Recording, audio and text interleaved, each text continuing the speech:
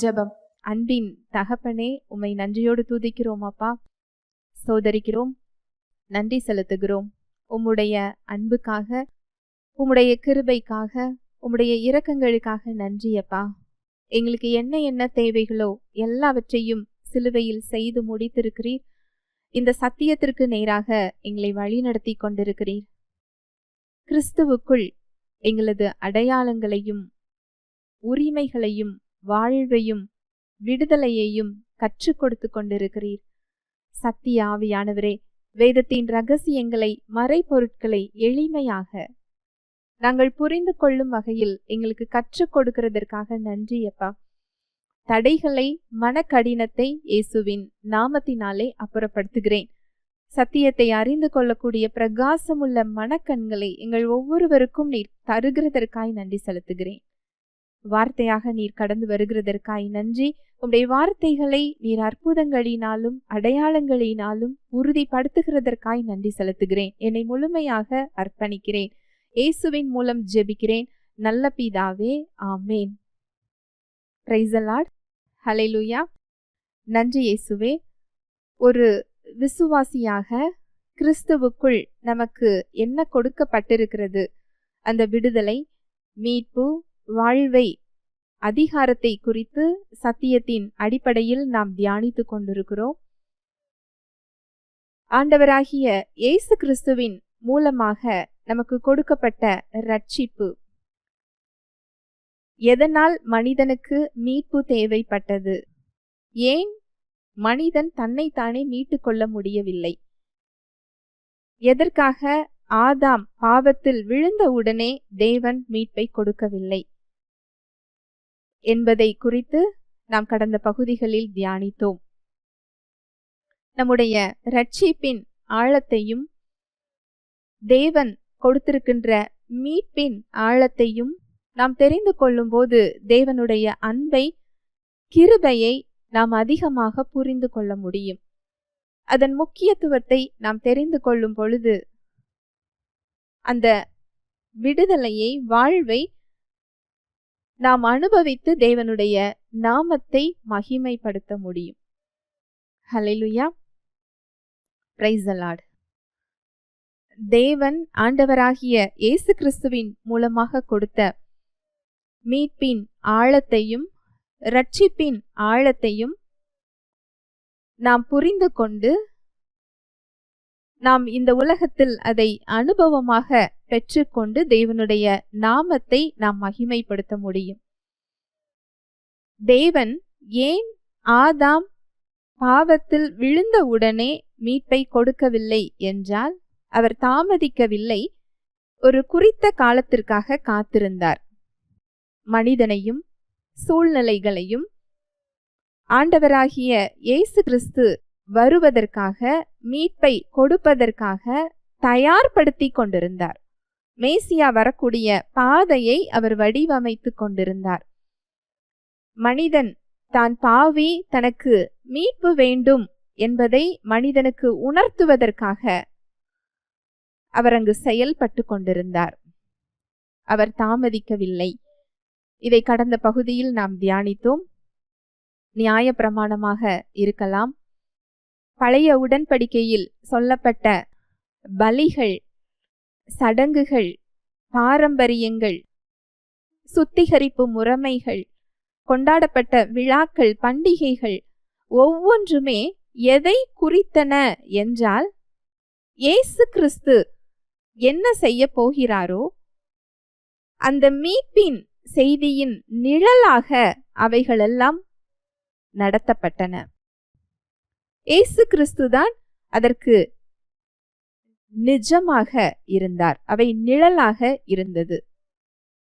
இந்த பகுதியில் நாம் தியானிக்க போகின்ற சத்தியம், தேவன் ஏன் மாம்சத்தில் வெளிப்பட்டார்? தேவன் ஏன் மாம்சத்தில் வெளிப்பட்டார்? அவர் மனிதனாக வரவேண்டிய அவசியம் என்ன? அவர் உலகத்தை படைத்தவர், சர்வத்துக்கும் அதிகாரி. அவர் நினைத்தால் எங்கிருந்து வேண்டுமானாலும் எதை வேண்டுமானாலும் செய்ய முடியும். அப்படி இருக்கும்போது அவர் பரலோகத்தில் இருந்து கொண்டே மனிதனை சரி செய்திருக்கலாமே, பூமியை சரி செய்திருக்க முடியுமே. எப்படி பரிசுத்தமுள்ள தேவன், ஒருவரும் சேரக்கூடாத ஒளியில் வாசமாய் இருக்கிற தேவன் மனித ரூபத்தில் எப்படி வர முடியும்? ஏன் வந்தார்? இதை நீங்கள் அறிந்து கொள்ளும்போது தேவனுடைய அன்பை நீங்கள் புரிந்து கொள்ள முடியும். அவரது இயல்பை நீங்கள் அறிந்து கொண்டால் மாத்திரமே தேவன் மாம்சத்தில் வெளிப்பட்டதை புரிந்து கொள்ள முடியும். 1 தீமோத்தேயு 3:16. அன்றியும் தேவ பக்திக்குரிய ரகசியமானது யாவரும் ஒப்புக்கொள்ளுகிறபடியே மகா மேன்மையுள்ளது. தேவன் மாம்சத்திலே வெளிப்பட்டார். தேவன் மாம்சத்திலே வெளிப்பட்டார். ஆதியாகமம் 1:1-3 வசனங்கள். ஆதியிலே தேவன் வானத்தையும் பூமியையும் சிருஷ்டித்தார். பூமியானது ஒழுங்கின்மையும் வெறுமையுமாய் இருந்தது. ஆழத்தின் மேல் இருள் இருந்தது. தேவ ஆவியானவர் ஜலத்தின் மேல் அசைவாடி கொண்டிருந்தார். தேவன் வெளிச்சம் உண்டாக கடவது என்றார். வெளிச்சம் உண்டாயிற்று. யோவான் 1:1-3. ஆதியிலே வார்த்தை இருந்தது. அந்த வார்த்தை தேவனிடத்தில் இருந்தது. அந்த வார்த்தை தேவனாய் இருந்தது. அவர் ஆதியிலே தேவனோடு இருந்தார். சகலமும் அவர் மூலமாய் உண்டாயிற்று. உண்டானதொன்றும் அவராலே அல்லாமல் உண்டாகவில்லை. ஆதியிலே வார்த்தை இருந்தது. அந்த வார்த்தை தேவனிடத்தில் இருந்தது. அந்த வார்த்தை தேவனாய் இருந்தது. இயேசு கிறிஸ்து இந்த பூமிக்கு வரும் பொழுது உருவாக்கப்பட்டவர் இல்லை. ஆதியிலே வார்த்தை இருந்தது. அந்த வார்த்தை தேவனிடத்தில் இருந்தது. அந்த வார்த்தை தேவனாய் இருந்தது. அவர் ஆதியிலே தேவனோடு இருந்தார். சகலமும் அவர் மூலமாய் உண்டாயிற்று. உண்டானதொன்றும் அவராலே அல்லாமல் உண்டாகவில்லை. நாம் காண்கின்ற இந்த உலகங்கள் எல்லாமே, காணாதவைகள் எல்லாமே அவர் மூலமாக உண்டாக்கப்பட்டது. அவராலே அல்லாமல் உண்டாகவில்லை. யோவான் 1:14 அந்த வார்த்தை மாம்சமாகி கிருபையினாலும் சத்தியத்தினாலும் நிறைந்தவராய் நமக்குள்ளே வாசம் பண்ணினார். அவருடைய மகிமையை கண்டோம். அது பிதாவுக்கு ஒரே பேரானவருடைய மகிமைக்கு ஏற்ற மகிமையாகவே இருந்தது. அந்த வார்த்தை மாம்சமாகி கிருபையினாலும் சத்தியத்தினாலும் நிறைந்தவராய் நமக்குள்ளே வாசம் பண்ணினார். அவருடைய மகிமையை கண்டோம். அது பிதாவுக்கு ஒரே பேரானவருடைய மகிமைக்கு ஏற்ற மகிமையாகவே இருந்தது. அந்த வார்த்தை மாம்சமாகி, ஆதியிலே வார்த்தை இருந்தது. அந்த வார்த்தை தேவனிடத்தில் இருந்தது. அந்த வார்த்தையே தேவனாய் இருந்தது. ஆவியாய் இருந்த தேவன் மாம்சமாகி கிருபையினாலும் சத்தியத்தினாலும் நிறைந்தவராய் நமக்குள்ளே வாசம் பண்ணினார். ஹல்லேலூயா, பிரைஸ் தி லார்ட். அவருடைய மகிமையை கண்டோம். அது பிதாவுக்கு ஒரே பேரானவருடைய மகிமைக்கு ஏற்ற மகிமையாகவே இருந்தது. அது பிதாவுடைய மகிமையாகவே இருந்தது என்று இந்த வசனம் சொல்லப்படுகிறது.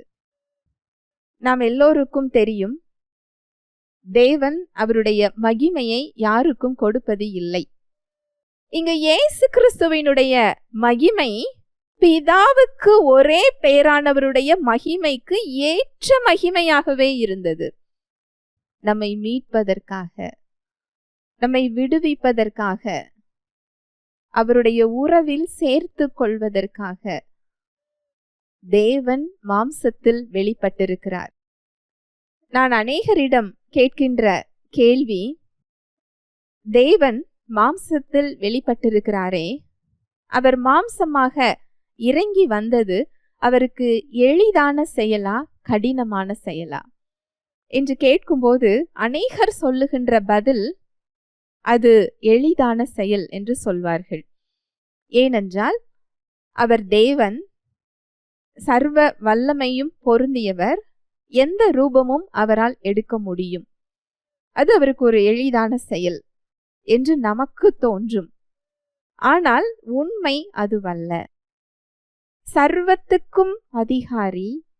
வெளிப்படுத்தின விசேஷத்தில் நீங்கள் வாசித்து பார்த்தீர்கள் என்றால் 24 மணி நேரமும் பரிசுத்தவான்களும் கேருபீன்களும் சேராபீன்களும் அவரை பரிசுத்தர் பரிசுத்தர் பரிசுத்தர் என்று அவரை புகழ்ந்து பாடிக்கொண்டே இருக்கிறார்கள். இந்த மகிமையிலிருந்து அவர் அடிமையின் கோலம் எடுத்து வருகிறார் என்றால் அது அவருக்கு எளிதான செயல் அல்ல. பிலிப்பியர் 2வது அதிகாரம் 4ஆம் வசனம் முதல். அவனவன் தனக்கானவைகளை அல்ல பிறருக்கானவைகளையும் நோக்குவானாக.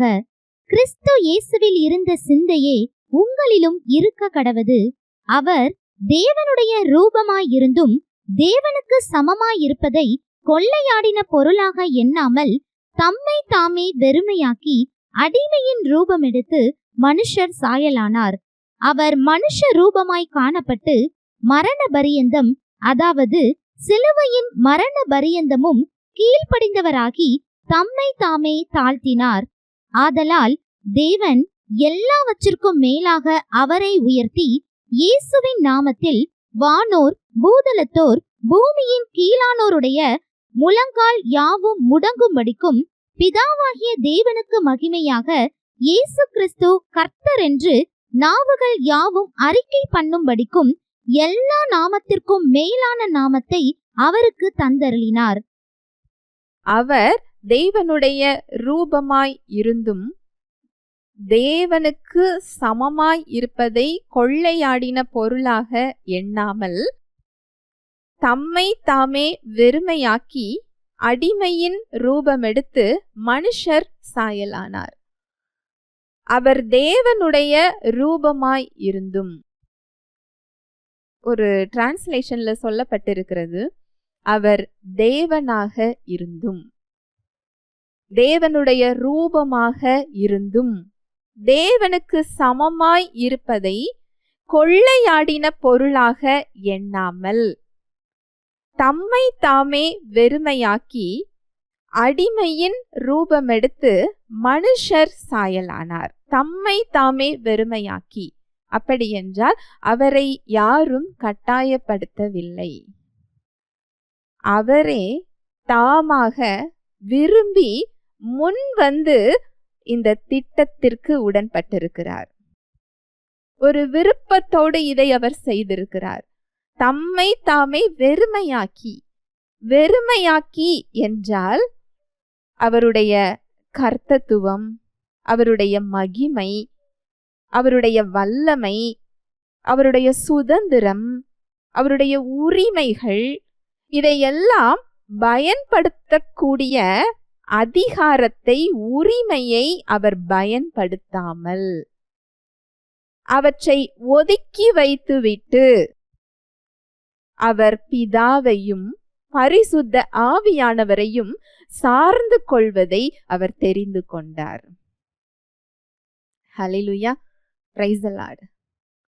நீங்கள் சுவிசேஷத்தில் பார்த்தீர்கள் என்றால் அவர் பிதாவோடு ஜெபிக்கிறத பார்க்க முடியும்.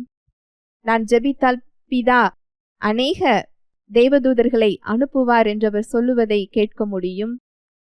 பரிசுத்த ஆவியானவர் வந்து அவரை பலப்படுத்தினார், பரிசுத்த ஆவியானவர் அவரை வழி நடத்தினார் என்ற வசனங்களை பார்க்க முடியும்.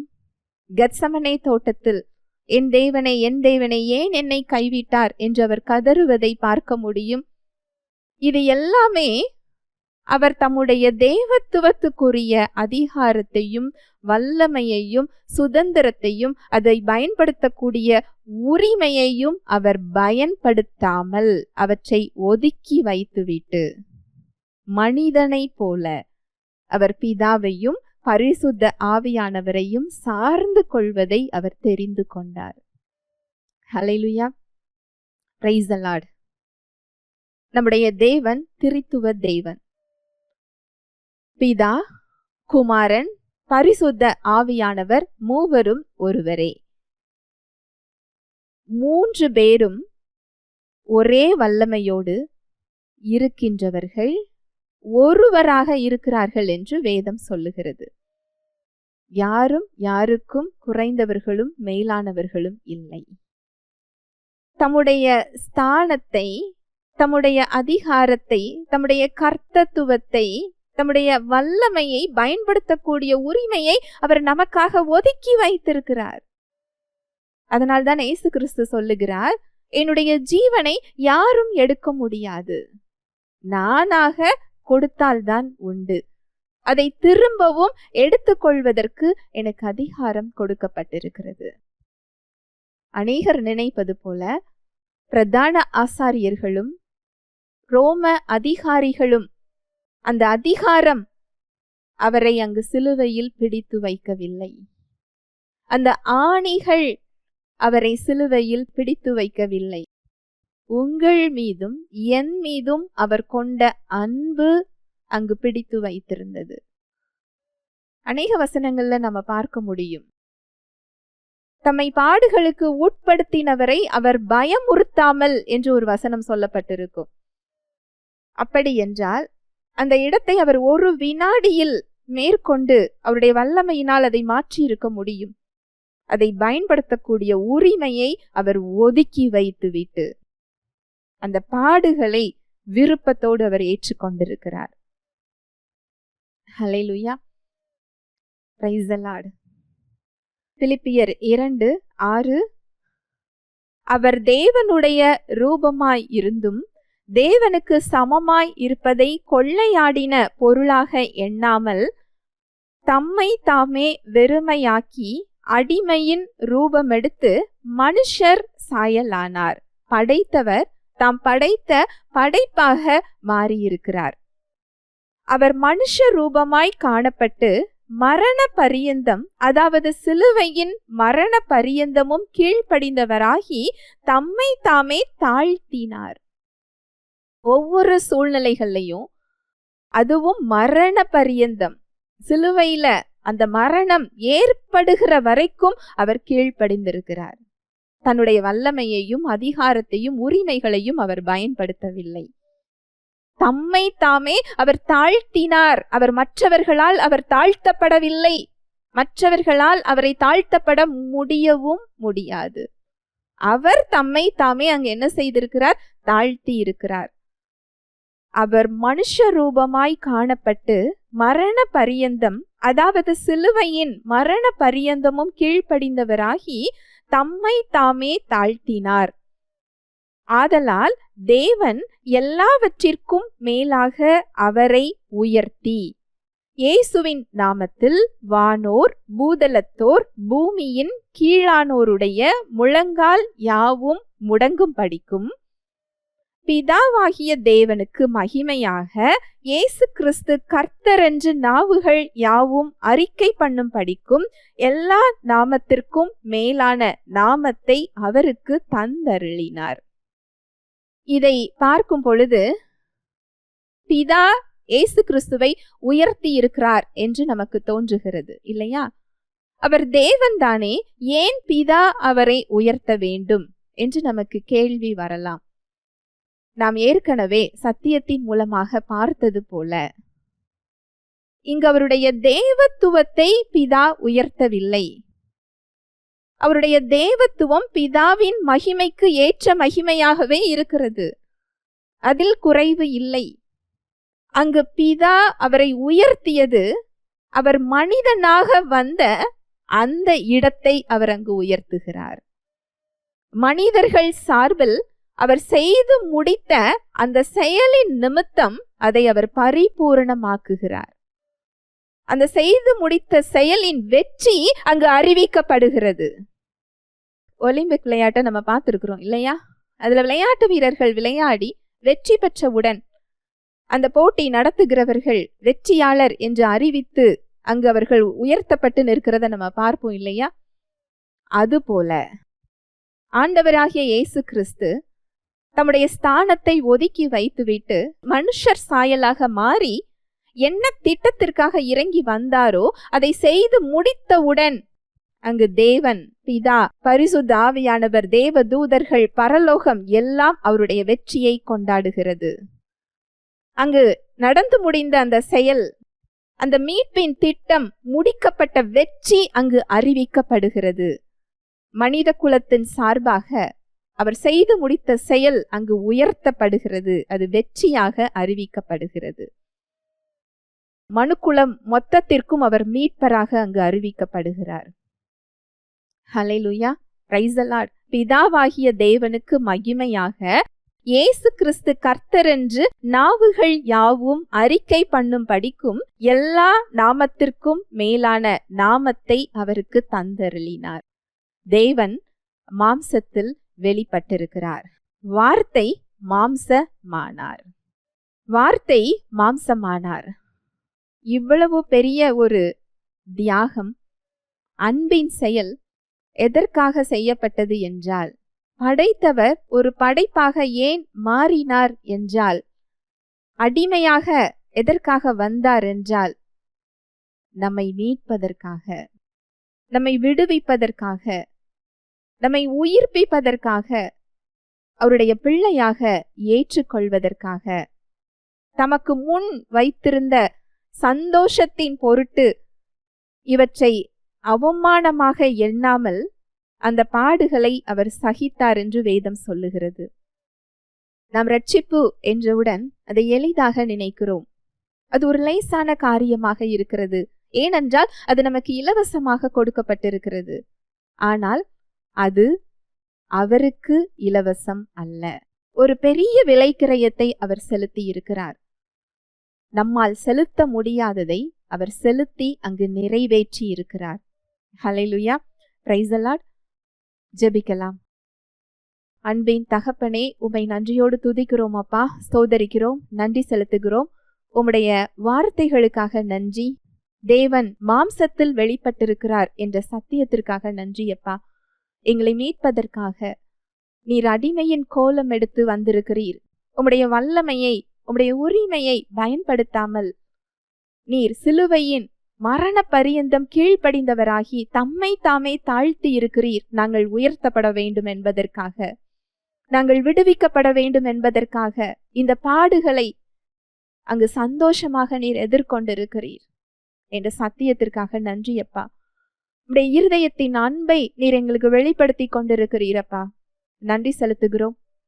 இந்த சத்தியம் ஒவ்வொருவர் வாழ்விலும் விடுதலையை கொடுக்கிறதற்காக நன்றி.